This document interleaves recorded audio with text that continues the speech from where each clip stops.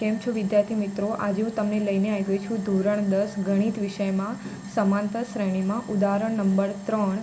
એમાં એક દાખલો છે જેમાં છે કે 2, 7, 12 એમ કરીને 10મું પદ શોધો. હવે આમાં આપણે એક સૂત્ર યાદ રાખવાની જરૂર છે. an = a plus n-1d. હવે આમાં n જે છે એટલે કે કયું પદ, તો એ થશે a10.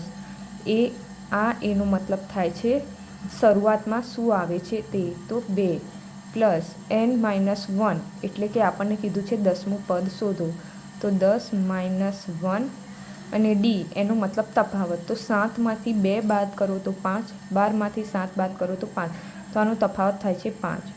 તો આપણે જોઈ શકીએ છીએ 2 + 9 × 5, તો 2 + 9 = 45, તો આ થશે આપણો જવાબ 47. તો આનું 10મું પદ શું થશે? 47.